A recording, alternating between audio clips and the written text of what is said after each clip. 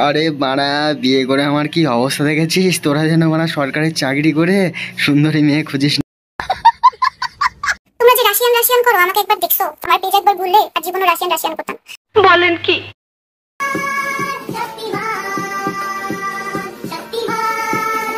তো কি বন্ধুগণ, ভুলে টুলে গেছো নাকি রেখেছো মনে?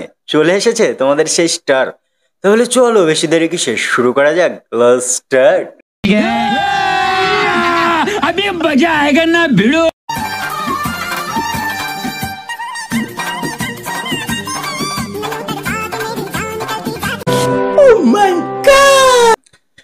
প্রথম প্রথম সরকারি চাকরি পেয়ে কাকার মনে অনেক সাধ জেগেছিল যে কচি মেয়েকে বিয়ে করবে। তো কাকা দেখো এবার সংসার বাঁচাতে গেলে যে কত কিছু করতে হয় কাকা এখন বুঝছে। তো বলছি কি বয়েজ, বুঝতে পেরেছো যে চাকরি বাকরি করে যদি ভাবো যে কচি মেয়েকে বিয়ে করে সুখে সংসার করব, তোমরা কিন্তু ভুল ভাবছো। এই কাকাকে একবার দেখে নাও, এটা হচ্ছে উদাহরণ। মানে সংসার বাঁচানোর জন্য যে কত কিছু করতে হয়, মানে কি বলবো, ঝাঁটা মারলে, মানে চাকরি করো তুমি সরকারের, তা কি হয়েছে, বউ ঝাঁটা মারলেও সেটা দাঁড়িয়ে দাঁড়িয়ে সহ্য করতে হবে। বুঝতে পেরেছো? এইসব টাগলা কাকুদের জন্য সত্যি এখানে কষ্ট হয়। अरे कहना क्या चाहते हो?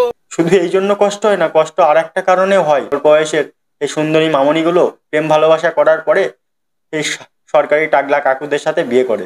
মানে সেই ছেলেগুলোর তো বানা জীবন নষ্ট করে দেয়ই, আর বিয়ের পরে কাকাদেরও ঠিকঠাক ভাবে শান্তিতে বাঁচতে দেয় না। उठा ले रे बाबा, उठा ले। मेरे को नहीं रे, इन दोनों को उठा ले। তোমরা যে রাশিয়ান রাশিয়ান করো, আমাকে একবার দেখছো? আমার পেজ একবার ভুললে আর জীবনে রাশিয়ান রাশিয়ান করতাম। রাশিয়ান আমার পায়ের বাম পায়ের যোগ্য না। আমি এত সময় আমি চ্যালেঞ্জ। বলছি কি মামনি, রাশিয়ান হতে গেলে না মুখটা সুন্দর হলে হয় না, অন্য কিছু সুন্দর হতে হয়। বুঝতে পেরেছো? কি বলছিস? তুমি অন্য কিছু সুন্দর প্রমাণ করো, দেখো কেউ রাশিয়ান না বলুক, আমি বলবো। আর বাংলাদেশের ছেলেপিলে এত বোকা, বাংলাদেশে এত সুন্দর সুন্দর, মানে এত সুন্দরী রাশিয়ান থাকতে তোমরা রাশিয়ায় গিয়ে কেন টাকা পয়সা নষ্ট করছো বলো বন্ধু? হ্যাঁ কেন, কি কারণে? দেশে ব্যবসা করো, হ্যাঁ দেশে ব্যবসা করো রাশিয়ানদের সাথে। বুঝতে পেরেছো তো কি ব্যবসার কথা বলছি গাইজ? তো দেশে ব্যবসা করো, দেশের টাকা দেশে থাকবে, দেশের উন্নতি হবে, তাই না? ফালতু ফালতু রাশিয়ায় চলে যাচ্ছ তোমরা, এটা কি ঠিক বলো? সঠিক বলেছেন, আপনার বুদ্ধি ভালো।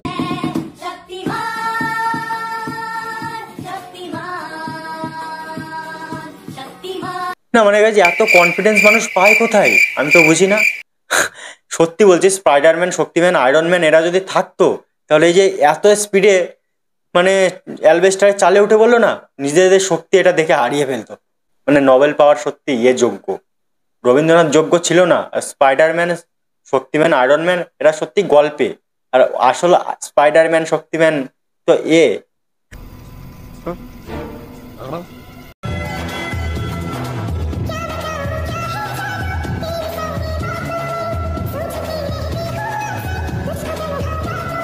তো গাইস এই ভিডিওটা আমি কিছুদিন আগে ফেসবুক স্ক্রোল করতে করতে দেখতে পাই। মানে 2-3 সেকেন্ডের জন্য দেখতে পেয়েছিলাম, তারপর আবার স্ক্রোল করেছি আর ভিডিওটা উড়ে গেছে। দেখে মনে হলো মেয়েটা খুব কিউট, মেয়েটাকে যদি মেসেজ করতে পারি, যদি পটাতে পারি, বুঝতে পেরেছো, মানে এরকম মনে হচ্ছিল। ও শিট, যে খুব কিউট মনে হচ্ছিল, দেখে খুব ভালো লাগলো প্রথমে। কিন্তু পরে একটু রিসার্চ করে জানতে পারলাম যে না, একে শুধু ফেসবুক হোয়াটসঅ্যাপে পাওয়া যায় না, একে ক্রোমেও পাওয়া যায়। ভিডিওটা দেখেছো তো? হ্রদ দেখার কলা বেচা দুটোই একসাথে হচ্ছে, মানে জবর ট্যালেন্টেড।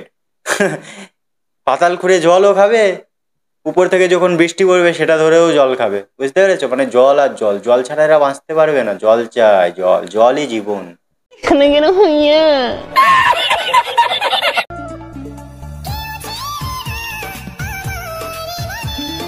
বেগুন নিয়ে না, মানে এতদিন কলা পাতার ড্রেস দেখেছি, গামছার ড্রেস দেখেছি, কত কিছুর না ড্রেস দেখেছি, মানে তাই বলে বেগুন। বেগুন দিয়ে শুনেছি নাকি অন্য কিছু কাজ ফাজ করে। না মানে রান্নার কাজ। গাইজ তোমরা আবার খারাপ ভেবো না, আমি উল্টো পাল্টা বলছি না। এতে পারা বেগুনের পুরো ড্রেস বানিয়ে নিয়েছে, আমি বুঝতে পারছি না। এখন যদি কোনো পাগলা ষাঁড় এসে যদি সবকিছু খেয়ে নেয়, না মানে বেগুন খাওয়ার কথা বলছি, অন্য কিছু কথা না, মানে বেগুনটা যদি খেয়ে নেয় ভাই, কি অবস্থা হবে বুঝতে পেরেছো? বেগুনটা খেয়ে নেওয়ার পরে ধরুন এখানে একটা বেগুন আছে, উল্টো দিকে প্রাইভেট জিনিস, বুঝতে পেরেছো, বেগুনটা খেয়ে নিল, কেমন লাগবে বলতো গাইজ? একবার ইমাজিন করো তো, ইমাজিন করে কমেন্টে জানাও, ঠিক আছে, যে কেমন লাগতে পারে।